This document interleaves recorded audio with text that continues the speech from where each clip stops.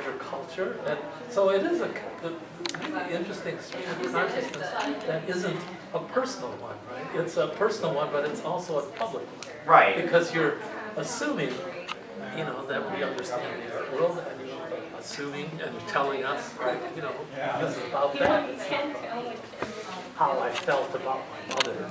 You know, like, well, there's artists like You know, that Sean kind of- Landers. They're that more kind like of- masturbating. And, Yeah, you yeah. know, What I I mean, like I about like this his work is it really is about, you have a dialogue with the larger culture about the culture itself. I'm trying. You know you are. You're not trying. Subject plural, when one is two. I was asked to be in this show. There was this great curator that was at the Contemporary Art Museum in Houston named Paola Morciani. And she's gone on to, she was a curator at the Cleveland Museum.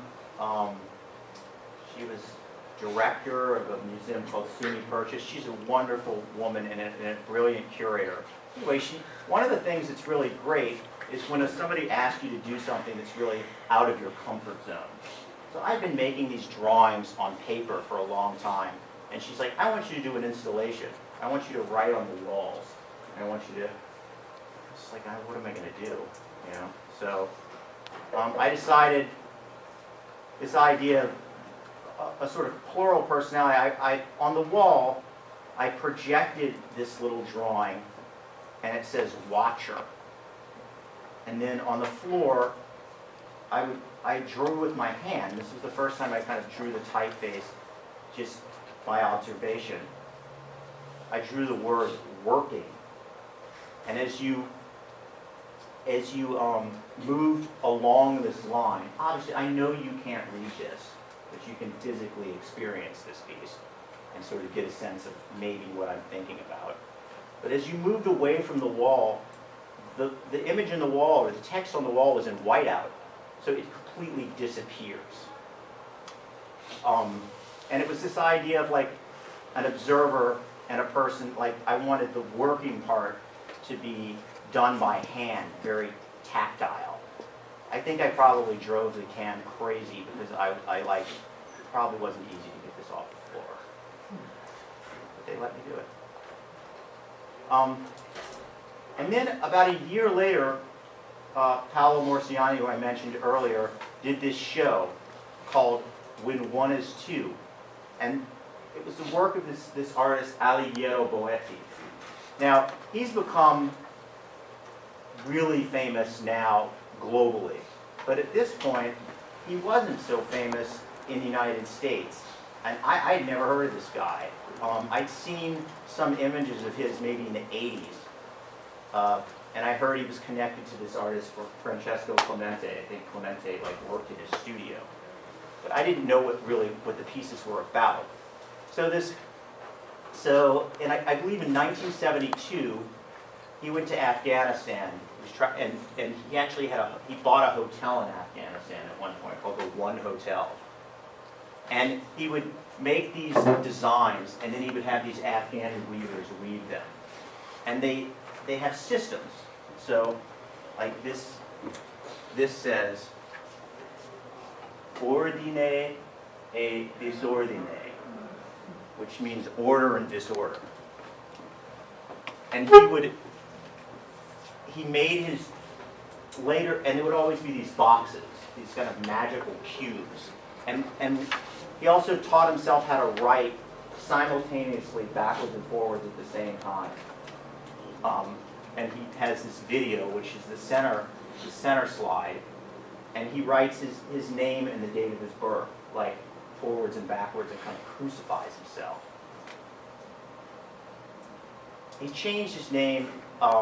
This is, I believe in like 1968, he had done this thing where he changed his name. He made this collage called Gemelli, which means twin in Italian, and it's him holding his own hand.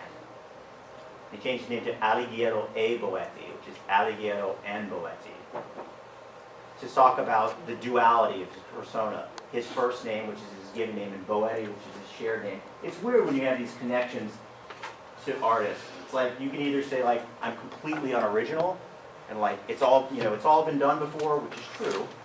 But or you can say like, wow, I've really caught on to some weird stream. I can't believe how that this guy has done so many brilliant versions of what I'm trying to do. And he had this this statement. It was scrivere con la sinistra e disegnare, which means to write with your left is to draw. Now he was right-handed, but I'm left-handed, so I like, oh great, like I'm writing with my left hand. I'm validated. So I've been working with that typeface for a long time, and these drawings were taking like a very short sentence would span out over 4 to 6 pages, which was an interesting process, but also a really slow process. So I thought, how could I speed this up? And I thought back to my relationship with my father over the telephone, so I started coding the words based on the way one spells on a telephone. So like T-H-E, it would be 843. And these are the types of things this is the beginning of a drawing, so this is the start of a drawing. And sometimes I would have things that were definitions, and sometimes I would have things that were just out of my own head.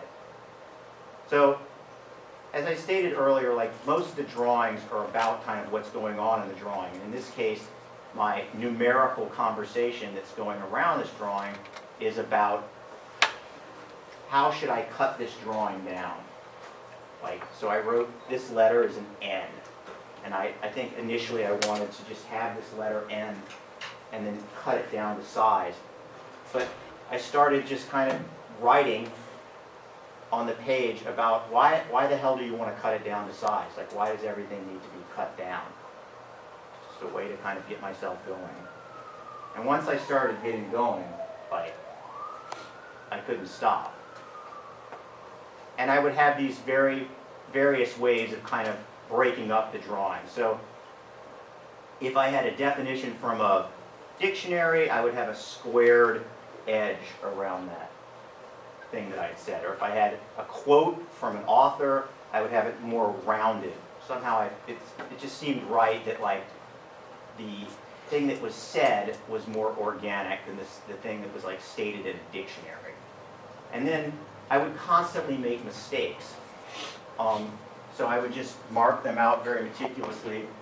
And usually when you see something like a little arrow with a tiny thing, that's like SP, like I don't know if I've spelled it correctly. Which seems totally absurd, because I'm the only one that can read this, right?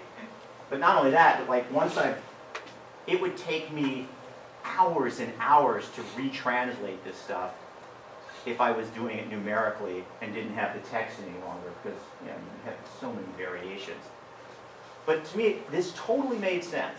Like, when I was doing it, it absolutely made sense. And felt really necessary. Also, you can see that the letter forms are kind of changing.